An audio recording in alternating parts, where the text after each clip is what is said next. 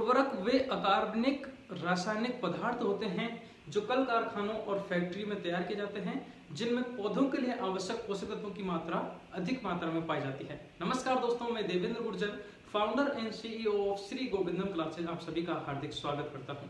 दोस्तों, आज की इस क्लास में हम करने वाले हैं उर्वरक चैप्टर का रिवीजन। जी हाँ दोस्तों, जिसमें मोस्ट इंपोर्टेंट टॉपिक्स को हम टच करने वाले हैं और इसके अगर आपको कोई भी प्रॉब्लम आती है तो हमने उसके लिए ऐप के अंदर सारे वीडियोज, नोट्स और मॉडल पेपर ऑलरेडी ऐप के अंदर डाल रखे हैं, तो आपने वहां से देख लिए होंगे। अगर आप हमारे ओल्ड स्टूडेंट तो अगर आप हमारे नए स्टूडेंट हैं, चैनल पर नए हैं तो चैनल को सब्सक्राइब कर लेना, क्योंकि यहाँ पे इसी प्रकार की वीडियोस और मिलती रहती हैं आपको। और प्लेलिस्ट में मैंने 12th क्लास की काफी सारे चैप्टर्स की वीडियो एज इट इज डाल रखी है, जहां से आपको अपनी पढ़ाई में हेल्प मिलेगी। और अगर आप हमारा कोर्स लेना चाहते हैं तो 12th का कोर्स सिर्फ 450 रुपए में आपको इस वक्त मिलता है। 2021 एग्जाम की अगर आप तैयारी कर रहे हैं तो उसके लिए, जिसमें आपको पूरा कोर्स तीनों सब्जेक्टों का मिलता है। दोस्तों, आज हम पढ़ने वाले हैं उर्वरक चैप्टर के बारे में, इसको हम रिवीजन करेंगे। और मैं ये उम्मीद करता हूं कि अभी तक आपने उर्वरक वाला चैप्टर जो है वो अच्छे से क्लियर कर लिया होगा। उसके बाद अब हमें पूरा चैप्टर जब समझ लिया है, उसकी वीडियोस देख ली हैं, मॉडल पेपर हमने पूरे याद कर लिए हैं, तो अब लास्ट एंड फाइनल हमें किन किन टॉपिक्स को अच्छे से दिमाग में रखना है उसके बारे में हम डिस्कस करते हैं। तो सबसे पहले उर्वरक वाले चैप्टर में हमें परिभाषा याद होनी चाहिए, जो मैंने अभी आपको बताई है। उर्वरक क्या होते हैं? देखो, जब हमने लास्ट चैप्टर में एक चीज पढ़ी थी कि पौधों के लिए क्या होते हैं, पोषक तत्व जरूरी होते हैं उनकी वृद्धि के लिए, है ना, आवश्यक होते हैं।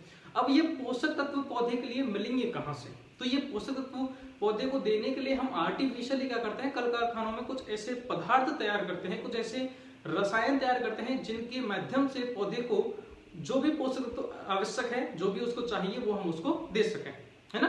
तो ऐसे रासायनिक अकार्बनिक रसायन होते हैं ये, जो फैक्ट्रियों में तैयार किए जाते हैं, उन्हें हम क्या कहते हैं, उर्वरक कहते हैं। अब इनकी खास बात क्या है कि इनमें एक या दो पोषक तत्व ही पाए जाते हैं। मतलब जैसे अगर पौधे को वृद्धि के लिए नाइट्रोजन की अति आवश्यकता है, अर्जेंटली आवश्यक है उसको नाइट्रोजन की, तो यूरिया जो है ये क्या करता है, पौधे को तुरंत नाइट्रोजन देता है। तो उर्वरकों का एक ही काम है कि इनमें एक या दो पोषक तत्व होते हैं और ये पौधे को तुरंत प्रभाव से पोषक तत्व प्रदान करा देते हैं। ठीक है, सबसे पहले हमें ये ध्यान रखना है। सेकेंड बात, उर्वरक के बारे में जब बात की जाती है चैप्टर के बारे में, तो परिभाषा क्लियर हो गई। इसमें से जो इंपॉर्टेंट टॉपिक जो है हमारा वो बनने वाला है, वो वर्गीकरण से बनेगा। अच्छा, मैं एक चीज मिस कर गया, ये चैप्टर जो है बेटा हमारा 5 नंबर का है। ठीक है, मतलब इसमें से एक लॉन्ग क्वेश्चन, मतलब लघुत्तरात्मक टाइप का प्रश्न बनेगा और छोटे प्रश्न बनेंगे एक आध, है ना। तो एक तो आप डबल स्टार लगा लीजिए इसमें वर्गीकरण को, क्लासिफिकेशन को। जब हम उर्वरक चैप्टर पढ़ते हैं तो स्टार्टिंग में ही इसके बारे में आ जाता है, क्लासिफिकेशन के बारे में, है ना, कि उर्वरक जो होते हैं उनमें पोषक तत्व की आधार पर उर्वरकों को वर्गीकृत किया गया है कि कोई उर्वरक है वो पौधे को नाइट्रोजन प्रदान करा रहा है तो नाइट्रोजनस फर्टिलाइजर कहलाएगा। कोई उर्वरक जो है वो फास्फोरस प्रदान करा तो फास्फोरिक, पोटेशियम है तो पोटेशिक उर्वरक, है ना। कुछ उर्वरक ऐसे होते हैं जिनमें एक ही पोषक तत्व होता है, जैसे कि यूरिया हो गया, जिसमें 46% नाइट्रोजन होता है। इसमें क्या होता है, ये सिर्फ नाइट्रोजन देने का ही काम करेगा, है ना। तो ऐसे उर्वरक जो होते हैं जिनमें एक ही पोषक तत्व होता है, उन्हें हम एकल उर्वरक कहते हैं। कुछ उर्वरक ऐसे होते हैं जिनमें एक से अधिक पोषक तत्व होते हैं, जैसे कि डीएपी वगैरह हो गया, तो इनको हम संयुक्त उर्वरक कहते हैं। तो उर्वरकों को उनमें पाए जाने वाले पोषक तत्वों के आधार पर हमारे इसमें 12th क्लास में जो है 5 भागों में बांटा गया। अब देखो, उर्वरकों का क्लासिफिकेशन जो है ना बेटा, वो कुछ बुक्स में अलग तरीके से है, कुछ बुक्स में अलग तरीके से। हमारे 12th क्लास एनसीईआरटी में जो उर्वरकों का क्लासिफिकेशन दे रखा है वो 5 प्रकार से दे रखा है, जिसमें नाइट्रोजन उर्वरक, फास्फोरस उर्वरक, पोटेशियम उर्वरक, एकल उर्वरक और संयुक्त उर्वरक। तो हमें यही याद करने हैं, एग्जाम में यही लिख के आना है एनसीईआरटी के अकॉर्डिंग। ठीक है, दूसरा जो क्लासिफिकेशन है बड़ा वाला, वो ऑलरेडी उसकी मैंने वीडियो बना रखी है, ऐप के अंदर उसकी वीडियो डाल रखी है, आप उसको भी देख लेना, जिससे आपको ये चीज और क्लियर हो जाएगी, क्योंकि आगे चल के हमारे जो जेट एग्जाम है वहां पे उसमें से भी प्रश्न हमारे बनते हैं। ठीक है, तो ये बात है।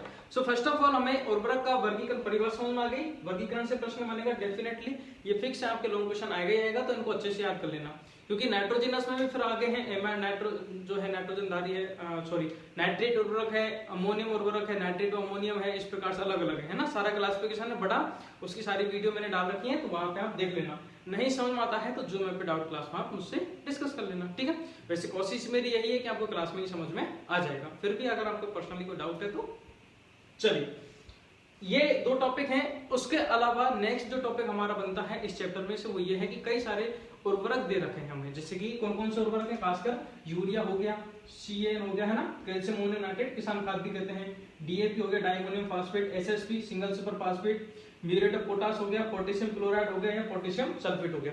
ये कई सारे उर्वरक दे रखे हैं। इन सभी उर्वरकों को हमें याद करना है और इन सभी उर्वरकों के हमें 4 पॉइंट्स याद करने होते हैं। कौन कौन से? सबसे पहले उसका गुण याद करना होता है, फिर उसका संगठन याद करना होता है, फिर उसकी मृदा में अभिक्रिया याद करनी होती है और फिर चौथा पॉइंट है कि फसलों पर उस उर्वरक का क्या प्रभाव पड़ेगा ये याद करना होता है। 4 पॉइंट्स याद करने होते हैं। लेकिन इस बार लॉकडाउन की वजह से 2021 में जो आपके पेपर होने वाले हैं इसमें सिलेबस को कम किया गया है। संशोधित सिलेबस में आपके सिर्फ 3 ही पॉइंट्स आपको याद करने हैं। बुक में 4 पॉइंट दे रखे हैं, 3 ही पॉइंट आपको याद करने हैं। कौन कौन से? सबसे पहले आपको गुण याद करना है, फिर आपको संगठन याद करना है और फिर आपको फसलों पर प्रभाव जो है वो याद करना है। ठीक है, मतलब सीधी सी बात, इस चैप्टर के अंदर जो सबसे टफेस्ट पार्ट जो था वो था अभिक्रियाएं, जो याद नहीं होती थी। आप में से काफी के डाउट आते थे जूम पे, है ना।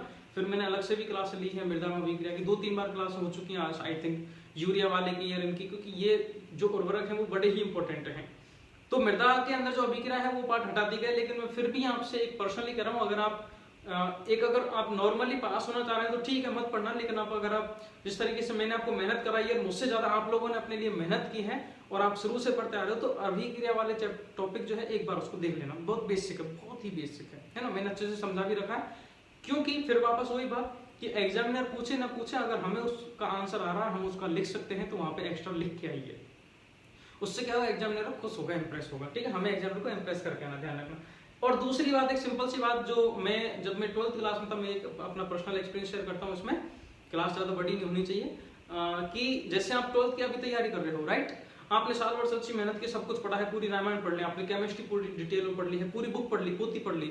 अब देखो आपने कितनी मेहनत की, आपने बुक पढ़ी है, आपने वीडियो सारे देखे हैं, आपने नोट्स सारे पढ़े हैं, प्लस सिंपल नोट्स जो पढ़े हैं। अगर मैं मेरी तरफ से बात करूं, मैंने आपको क्या दिया, ये 3 चीज हो गई।